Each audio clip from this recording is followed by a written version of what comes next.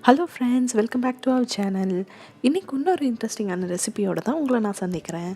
என்ன ரெசிபின்னு பார்த்தீங்கன்னா, creamy mushroom pasta எப்படி பண்ணுறது அப்படிங்கிறது தான் இன்றைக்கி நம்ம ரெசிபியில் பார்க்க போகிறோம்.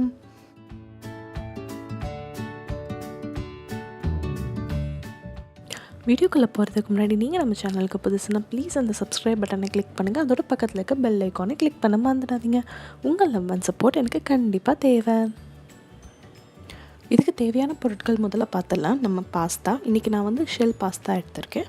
அப்புறம் butter, garlic, mushroom, salt, soya sauce, cornflour, pepper powder and கார்னிஷிங்க்கு கொஞ்சம் கொரியாண்டர். பேனில் கொஞ்சம் பட்டர் போட்டுக்கோங்க.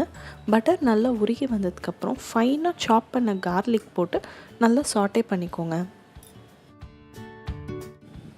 கார்லிக் நல்லா சாட்டே ஆனதுக்கப்புறம் ஒயிட் பட்டன் மஷ்ரூம்ஸ் இருக்குங்களா, அதையும் நான் ஸ்லைஸ் பண்ணி வச்சுருக்கேன். அந்த மஷ்ரூமையும் போட்டு நல்லா சாட்டே பண்ண போகிறோம். ஸோ மஷ்ரூம் ஹீட்டில் படப்பட என்ன ஆகும்னா, வாட்டர் கண்டென்ட் லூஸ் பண்ணி ஷ்ரிங்க் ஆக ஆரம்பிக்கும். ஸோ நல்லா வாட்டர் எவாப்ரேட் ஆகி மஷ்ரூம்ஸ் நல்லா ஷ்ரிங்க் ஆகிற வரைக்கும் நல்லா சாட்டே பண்ணிக்கோங்க. ஸோ நம்ம மஷ்ரூம் சாட்டே ஆகிட்டு இருக்கும் போதே நான் என்ன பண்ண போகிறேன்னா, பிஞ்ச் ஆஃப் சால்ட் அண்ட் ஒரு ஸ்பூன் பெப்பர் பவுடரும் போட்டு நல்லா சாட்டே பண்ணிக்க போகிறேங்க. ஸோ நீங்கள் அதையும் போட்டுட்டு மஷ்ரூம்ஸை நல்லா சாட்டே பண்ணிவிடுங்க. மீன்வைல் பார்த்திங்கன்னா, நம்ம பாஸ்தா ஆல்ரெடி பாயில் பண்ணி வேக வச்சு எடுத்து வச்சுருக்கேங்க. சாரி, நான் அதை ஷூட் பண்ண மறந்துட்டேன். ஸோ அது பாயில் பண்ணுறதுக்கு எப்படின்னு பார்த்திங்கன்னா, இப்போ நம்ம 1 கப் ஆஃப் பாஸ்தா எடுத்துருக்கோம் அப்படின்னிங்கன்னா 2 கப்புக்கு மேலே 2-2.5 கப் தண்ணி வைங்க. 1 ஸ்பூன் எண்ணெய், ஏதாவது எண்ணெய் விடலாம். நான் ஆலிவ் ஆயில் யூஸ் பண்ணுறேன். எண்ணெய் அண்ட் பிஞ்ச் ஆஃப் சால்ட் போட்டு அது நல்லா நம்ம சாதம் மாதிரி தாங்க நல்லா வேக விட்ருங்க. ஆனால் நம்ம சாதம் அளவுக்கு ரொம்ப நேரம் வேக வேணாம். 10-12 நிமிஷத்தில் நார்மலாக வெந்துடும். நீங்கள் அதுக்கப்புறம் நீங்கள் எடுத்து அமுக்கி பார்த்திங்கன்னா அது ஃபுல்லாக சாஃப்டாக நல்லா அமுங்குற மாதிரி இருக்கணும். அந்த மாதிரி ஆனவுடனே என்ன பண்ணிவிடுங்க, சுத்தமாக தண்ணியை கம்ப்ளீட்டாக வடிகட்டிட்டு அதை இன்னொரு ஒரு தட்டிலையோ இல்லை வைடாக இருக்க ஏதாவது ஒரு பாத்திரத்துலையோ போட்டு ஆற விட்டுருங்க.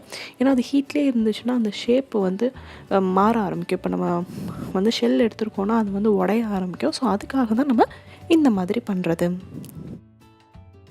இப்போ பார்த்திங்கன்னா நம்ம மஷ்ரூம்ஸ் நல்லாவே வெந்துடுச்சுங்க. ஸோ நம்ம இப்போ சாஸிங் ரெடி பண்ணிடலாம். சாஸிங்க்கு என்னென்னு பார்த்திங்கன்னா, 1 ஸ்பூன் கார்ன்ஃப்ளவர் எடுத்து தண்ணியில் கரைச்சிட்டு அதில் 1 ஸ்பூன் சோயா சாஸ் எடுத்து விட்ருக்கேன். ஸோ அந்த சாஸ் நல்லா கொதிச்சதுக்கப்புறம் பார்த்திங்கன்னா சிம்மில் வச்சுடுங்க. அடுப்பில் சிம்மில் வச்சுட்டு நம்ம ஆல்ரெடி வேக வச்சு ட்ரைன் பண்ணி வச்சுருக்கோம் இல்லைங்களா, அந்த பாஸ்தாவை எடுத்து நம்ம இதில் போட்டு நல்லா மிக்ஸ் பண்ணிவிடுங்க. ஸோ தட் எல்லா பாஸ்தாலையும் இந்த சாஸ் அண்ட் இந்த மஷ்ரூம் நல்லா கோட் ஆகுற மாதிரி பார்த்துக்கோங்க. பண்ணதுக்கப்புறம் லைட்டாக சிம்லேயே வச்சு ஒரு 2 நிமிஷம் வதக்குனிங்கன்னா அந்த சாஸும் கொஞ்சம் திக்கன் ஆகிடும். கடைசியாக நீங்கள் சீஸ் போடணுன்னாலும் போட்டுக்கலாம். நான் சீஸ் எனக்கு ரொம்ப இஷ்டம் இல்லை, அதனால் நான் சீஸ் போடல. நீங்கள் சீஸ் போட்டோன்னாலும் போட்டுக்கலாம்.